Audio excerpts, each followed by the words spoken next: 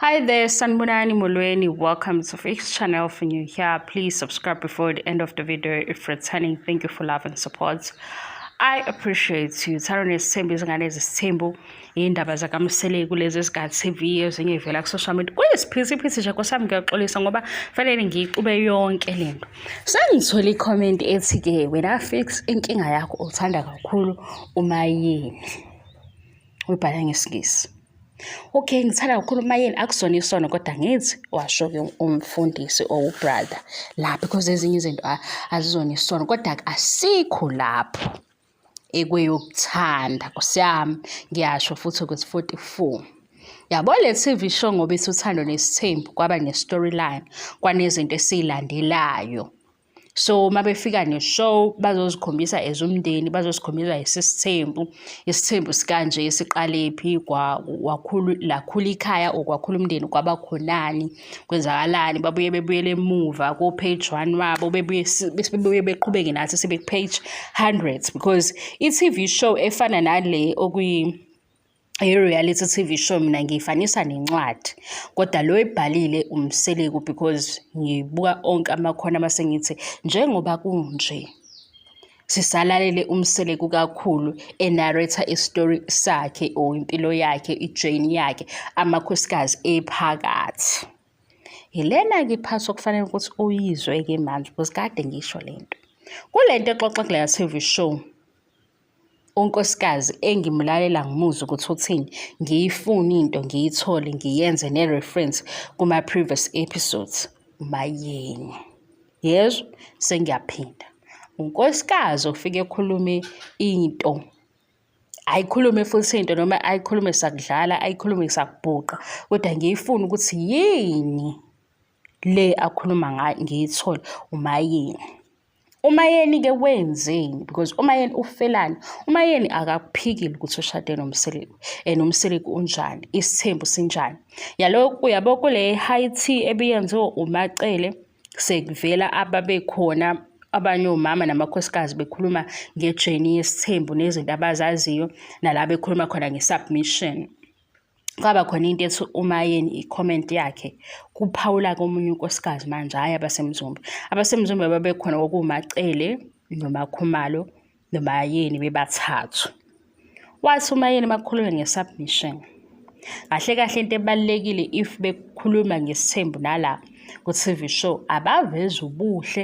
beveze ububi akalenzi iphutha umayeni okusikhombisa uhusband wakhe ongekho lo husband akhuluma naye akhuluma ngaye umseleku lo TV show mhlawumbe ngiqonda ukuthini ngalento ezokudida umseleku unengane yokuqala intombazane ekuSname uSname ungazogijima nje asikagijima asibe kuSnake qala siqale kuSnake uzubona ukuthi uhusband kamayeni esikhuluma ngaye ubani akenzanga umayeni umseleku oyifake akenzanga futhi umseleku mhlawumbe wena ozothatha ngokuthi uyamgxeka ngaso sonke isikhathi mhlawumbe umkhombisa amaphutha akhe because amaphutha ayenzeka kodwa kunendlela alungiswa ngayo because iphutha liyalungiseka onke amaphutha akhona naleyo nkolelo ukuthi uyalungiseka kodwa manje uma umayeni enalo husband oba namaphutha eshiye kulenga izingane zalo husband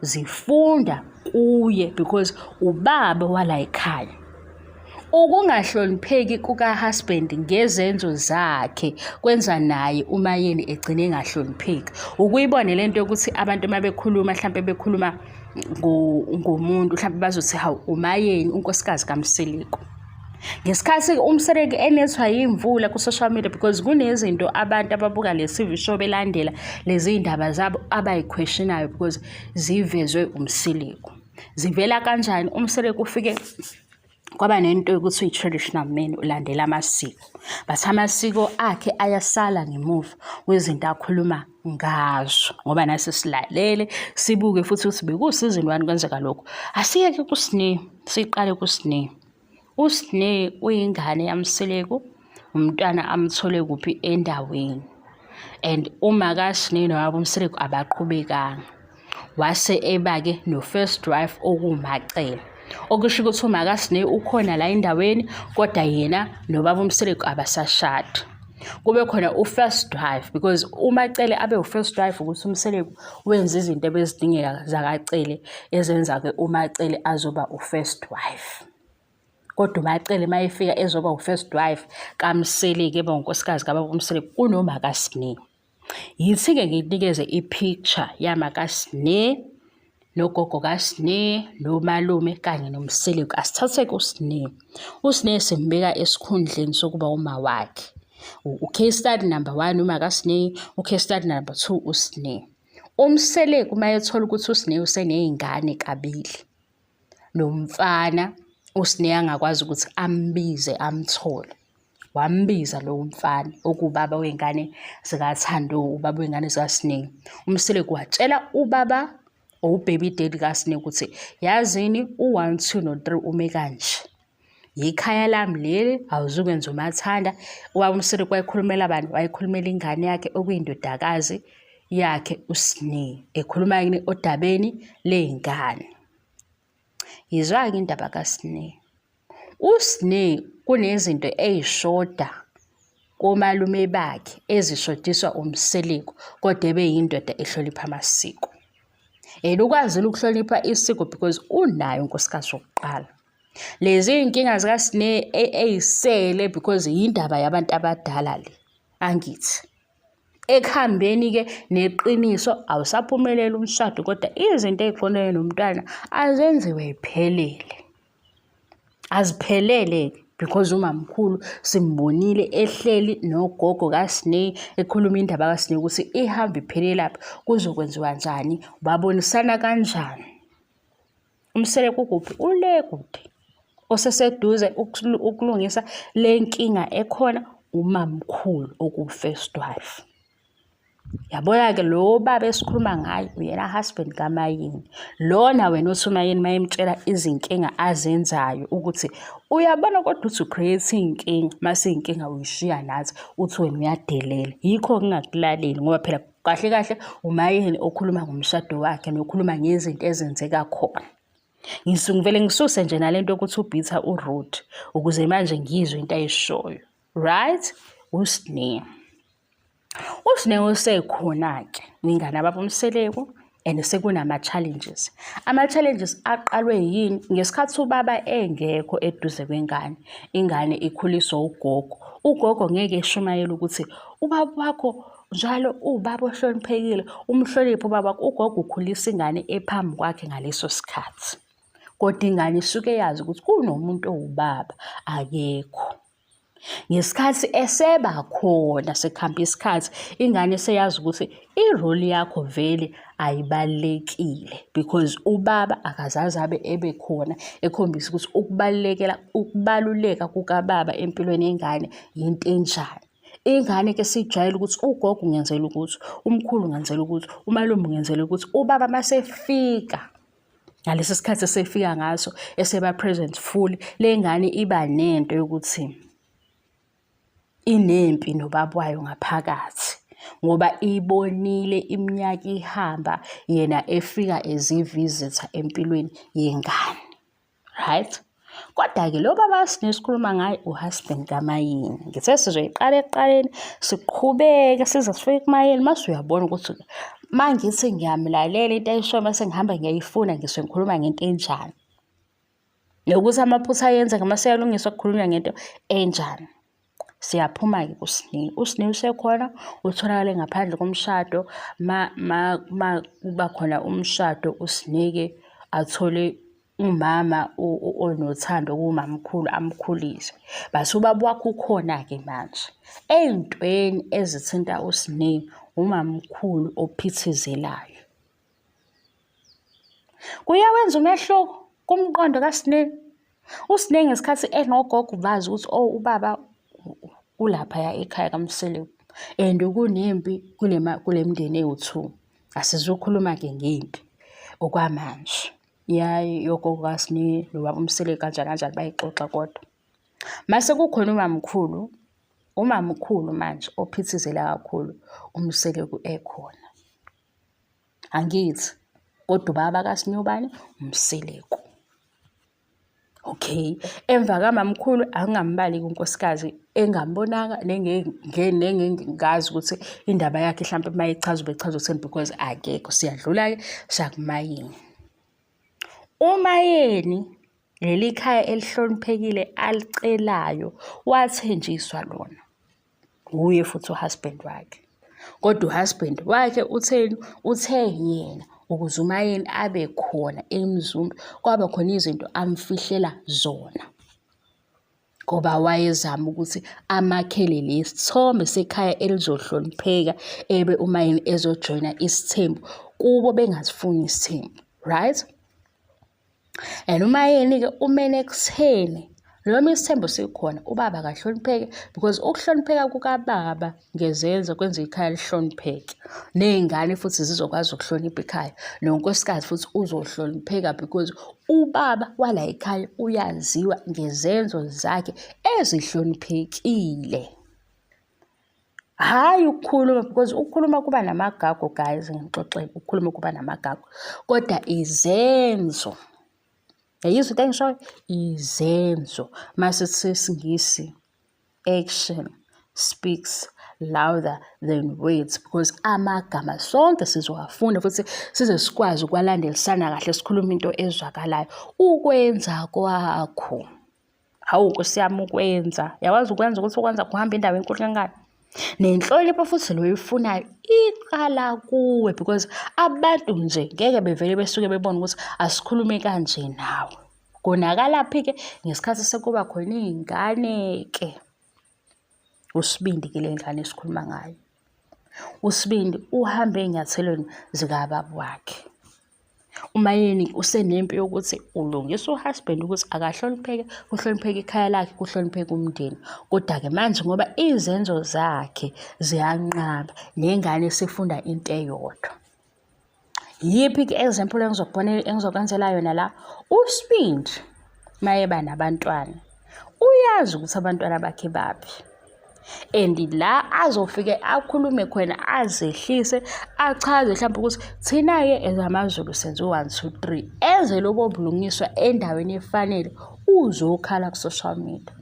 Ku-social media ukhalela ba? Thina sizobuka i-social media post mase sithi hawu, ungabhalela iy'ngane imeseji lana or uzama ukuveza isayidi lakho ku-social media, but ukhuluma nobani? Kushoda iqiniso, ngoba la uSibindi enze khona iphutha uyazi, la onekhona uyazi, and mase kuba khona ne-communication esekufanele ukuthi yenzeke ibe solid, because kunabantwana phakathi akaye kule nkantolo emdingayo ngamacala akhe. And le nkantolo edinga uSibindi ngamacala akhe uzophelezela ubaba wakhe lona omgqugquzelayo. No, wena ngoba ubhayase ubheka uma wakhe, mase ubona ukuthi kuyona lento uma wakhe wayeyibalekela uzoyigqugquzela enganeni. Kanti unjani? Unjani serious? Uma wakhe lento le naye ababemprotecta kuyo kubo wagcina sekuyo uzoyigqugquzela kweyakhe ingane. Ngasiphi-ke isizathu? Ngifuna phela ukuthi uyilalelisise kahle lento. Angisho ukuthi le ngane okwane le izoyenza sense, kodwa yiyinganekwane, because sengiphumile kuZeeworld. Ubaba ngesikhathi ethi wena Sibindi uthole abantwana usushadile, akaphakamisa ikhondomu yokuthi sebenzisa lokhu ukuze wazi ukuthi abantwana bakho ukuze bezoba nesibongo sakho ngesikhathi ubathola emshadweni, akekho yokuphuca lelo lungelo lelo. Cha, ubaba uyayeqa indaba yekhondomu, aye ekutheni ungabathathi obaby mama. Benzeka kanjani obaby mama? Uma ungayisebenzisi i-protection nizogcina senikhulelisana.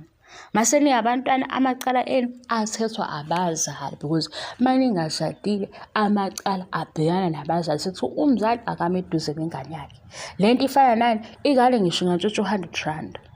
Mase kuthola ukuthi le ngane intshontshile, kuyiwa kumzali kuthi uyazi ingane yakho ukuthi yonile. Umzali kuze asheshe elungise le ndaba akanike lo okhomba ukuthi ingane yonile, mase ethethe sengane yakhe.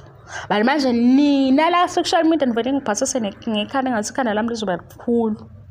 Ngoba manje ngesikhathi konakala umayeni niyambona.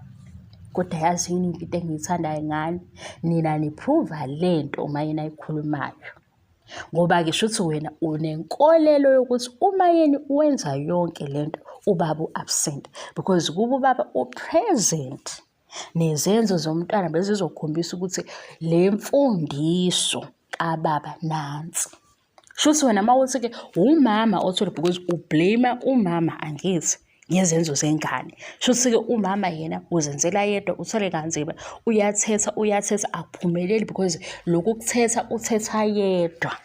Yazi ukuthi ubabhayisi wakho kuyasebenza ngenye indlela, because wena uzositshela ukuthi u-absent because ukuba present kwakhe ey'ntweni ezidinga ukuthi abe present yila sekubonakala khona ingane, because ingane izosaba ukwenza into ebuye iyenze isithunzi sekhaya sibe questionable ngesenzo sayo sokuthi ubaba wayo vele uyilolo hlobo. Sengiyakunika-ke isithombe sobaba wengane. Ubaba wengane ubiza amakhosikazi akhe awu-4, wawahlalisa phansi, wakhalela ukuthi une-girlfriend eseThekwini. Ingane-ke ebuka ubaba wayo okhalela ukuthi une-girlfriend enamakhosikazi, mhlawumbe izocabanga ukuthi umshado awubalulekile, i-girlfriend ibaluleke kakhulu. Ubaba futhi ngesikhathi esufuna 100 grandkids, kodwa engasho ukuthi ngizifuna emshadweni, ingane izobe icabanga ukuthi angiphithizele-ke ngifeze iphupho likababa.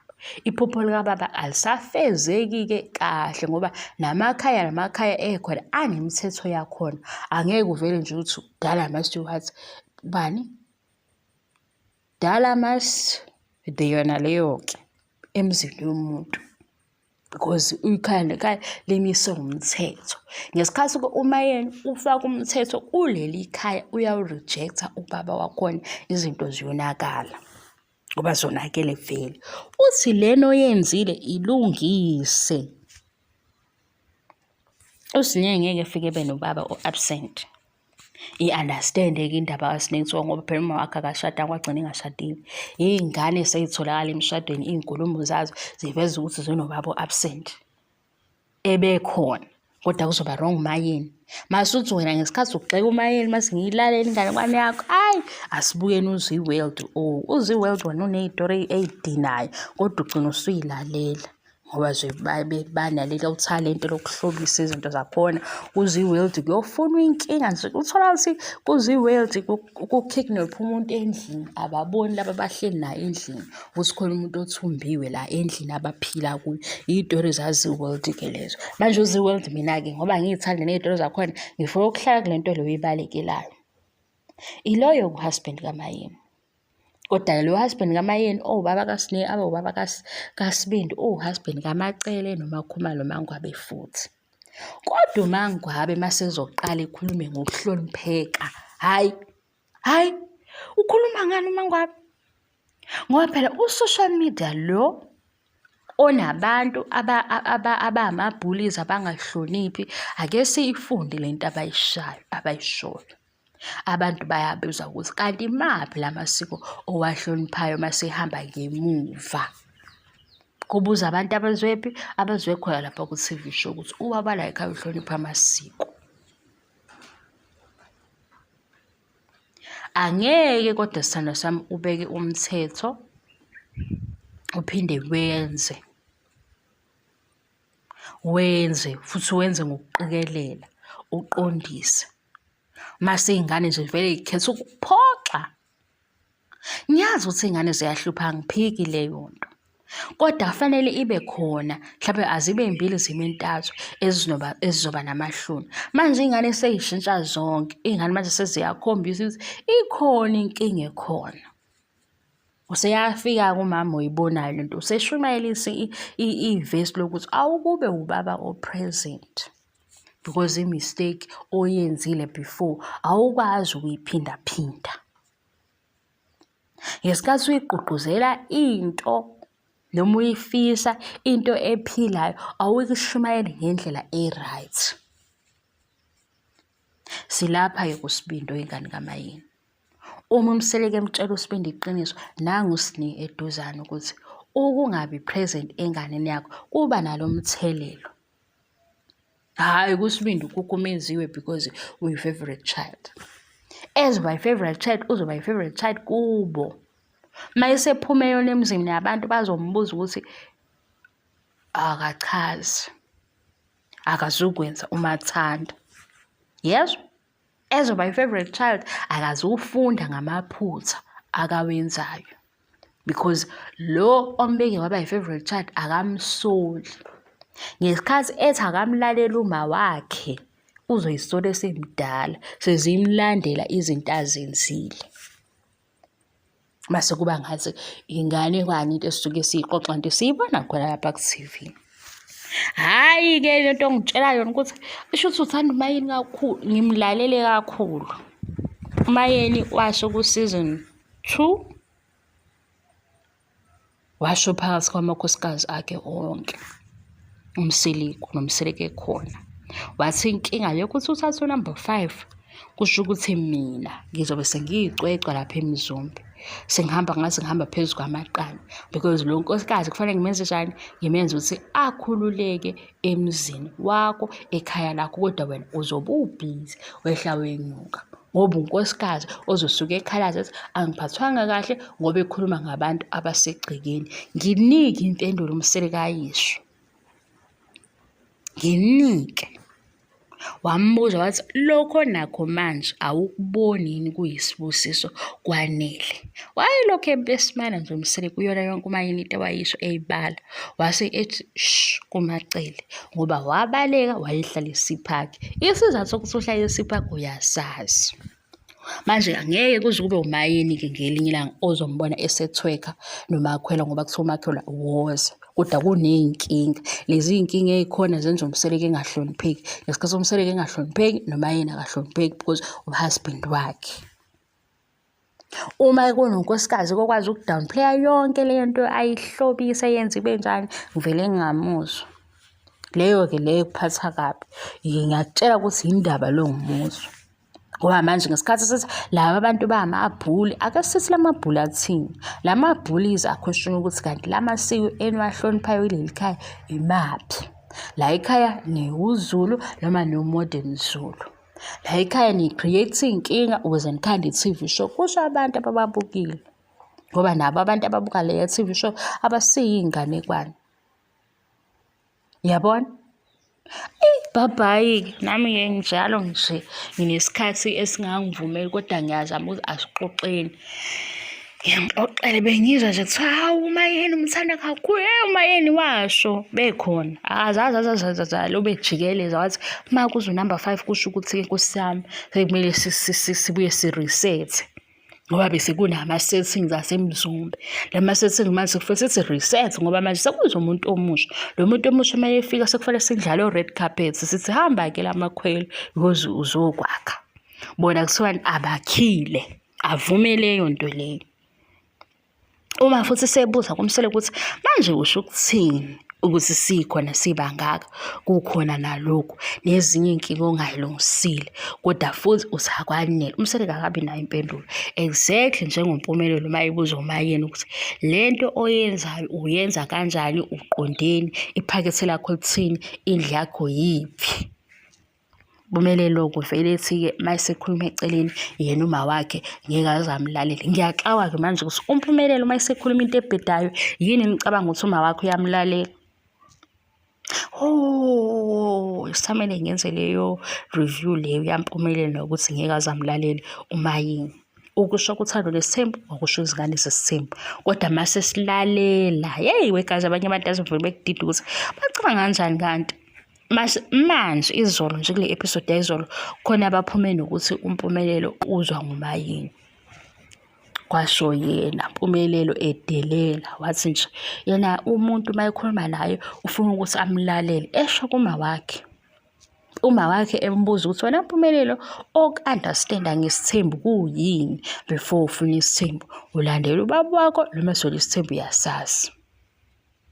Kunjani-ke manje uMpumelelo unazo iy'ngane azibizi kodwa isibongo sakhe. Uma futhi ukhaya lapha ku-social media kodwa mina ngiye ngithi hawu Asekhaya ku-social media kanti ingane akazini ukuthi zigubhe. La kufanele ehambe khona eyoyiguqa ngamadolo, ekhulume into ezwakalayo, ebeke kuboniswane njengabantu abadala, njengemindeni ekhona. U-social media yini? Cha, u-social media ufuna idrama. Leyo drama ezomakhela uze-world. Ngoba thina hayi ukuthi sisuke sibuza, mhlampe angiyifake mina, angibuzi mina because into oyone laphaya, into oyone eThekwini, phindela eThekwini uyolungisa eThekwini iphutha lakho. Ngikhuluma ngephutha, angikhulumi ngenye into ozoyi-interpret-a ngendlela yakho. Siphi-ke manje? Kodwa futhi ubaba Mpumelelo uzoba nesibindi, ubaba Mpumelelo uzoba nesibindi azokhuluma lana athi baby mama nje. Ngithi hawu, Mpumelelo uno-baby mama naye futhi unabo. Ngoba manje into yenhlonipho ukuze nayo ube nayo naso limini lakho kufanele uyikhulume. Mina Nkosi yami ngeke ngisho ukuthi uyabo Ramaphosa, ngenze i-example uyaRamaphosa. Uyabo Ramaphosa ngoba umongameli. Ngeke kodwa ukuthi umongameli ekhuluma into wrong ngithi right ngoba ikhulunywa uRamaphosa. Ibambe lapho ukuthi ngithini kuwo. uRamaphosa nangiya office lakhe. uRamaphosa ulo ngaphezulu kwathi sonke la eSouth Africa ngoba umongameli. uRamaphosa uye lo othi asingene kwi-lockdown singene, namaphoyisa ewathume ethi sibophe ukuthi singaphuma endlini zethu, asihlale endlini amaphoyisa esigade. Loyo Ramaphosa loyo umongameli, ngihlonipha futhi position yakhe. Kodwa uma ekhuluma into wrong ngeke ngibuye la kuwe ngithi yazi ube right uRamaphosa ngoba umongameli. Suka-ke kuRamaphosa uye eMzumbe uze ukubone ukuthi le nto ofuna ukungifunza yona ngeke izisebenze. Ngeke ngitheni kuwe ngakususa kudala ukuthi uRuth ubhitha ngase ngifuna ukumlalela lo mama ukuthi uthini. Wena-ke uthangithi hayi uMayeni ubhitha ngoba akathweki mase kufika uMakhwela, kodwa uMayeni usenkingeni njengamanje. Uyasho futhi kumsele ukuthi indlu yami yawo, kodwa lokho ukushaya indiva ubekele emuva. Hawu kanti unemali yokulobola, kodwa la ekhaya kube kunje, iy'nkinga ziyanda. Cha, uthini? Uthi wamsele kuyena uthatha number 5 because of 1 2 3 4 5 6 7 8. Lokho kukhona-ke ukusustaina kanjani ekhaya lakhe ukuze liqonde. Wathini kuMayeni ekuqaleni wathi indaba number 5 akazuyi-entertain. Bamdonsa-ke amanye amakhosikazi because amanye amakhosikazi uma enconywa nge-support asuke enconyelwa ukuthi hawu ayayizwa indaba ka-number 5. Ezinye izinto azenzayo eziyama-sacrifices bezenzela umndeni ukuthi zikhule zile emuva kwi-list. I-support ebalayo ile ka-number 5. Mase khona lokho ngikubuke ngenye indlela nami ukuthi hawu kanti manje makuzogcina ukuthi la makhosikazi aphambili wona enza right ukusupport number 5 kuphela. Shuthi ikhaya nje njengoba iminyaka iyanda bebali ukuthi iminyaka seya ko-15 ko-16 ko-20 kusemshadweni, le support enkulu ukuba nokuthi bakhuluma indaba number 5. Nawe uyizwe ngendlela oyizwa ngayo leyo ndaba leyo yabo, ngoba manje asizwe into efanayo. Kodwa bengizoyikulona ukuthi wena uthanda kakhulu uMayeni, ngisazophinda ngenze enye ividiyo futhi ngithi uMayeni utheni, nalapho uzothi ngithanda kakhulu uMayeni, ayikho phela inkinga vele. Hawu sufuna ngibe nesono sesento engathisho ngizondo umama engimbone laphaya ku-TV, ngifuna ngibe nesono ngimzondela ukuthi nje laphaya ku-TV uxabana namakhosikazi anawo kuSithembu, into vele yenzakalayo kusukela kudala emandulo. Ngithe ngifunda phansi nginandela ukuthi Sithembu kanti sime kanjani kuvele lokho. Nezinto futhi akayibanga nayo hayi ngoba ey'banga nabo.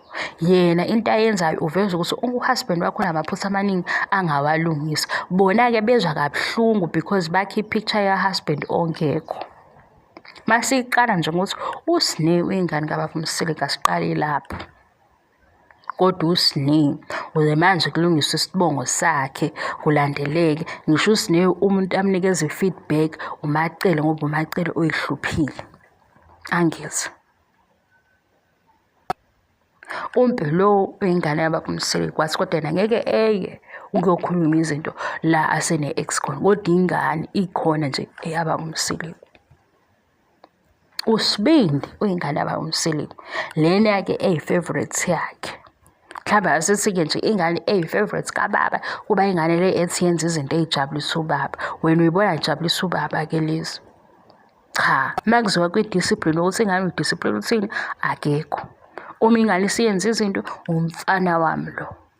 Asiyivale-ke le nganekwane yami ngoba izongixubanisa nawe, kodwa ngizophendula ekutheni wena uthanda uMayeni.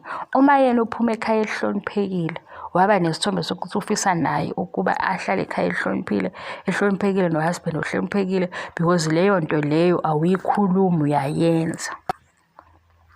Abantu nje abaningi bahlonishwa ngezenzo zabo. Mase kuthi-ke izinto lezi ey'khulunywa abantu lezi esiy'khothayo suke siy'faka lapho ku-WhatsApp status, asisho lutho. Kodwa ukwenza komuntu uyahlala kubantu ukuthi hawu, uMayeni wenza kanje, uMsele kwenza kanje. Kodwa manje ukuthi uMayeni uzothatha lesi sitori esiyinganekwane asihloniphise sibe singahloniphekile, kuzoba impossible ngoba akawaqamba amanga kakhulu. Khona laphaya ukuthi uzosho bayikhuluma izinto eziyiphuzi sebenzela ukuthi kubande imali yekhaya. Nakhona lokho ngizisa ngokuthi uyawusaphotha lo mndeni okuthiwa akawusaphothi. Bye bye-ke sithando sami, bye bye.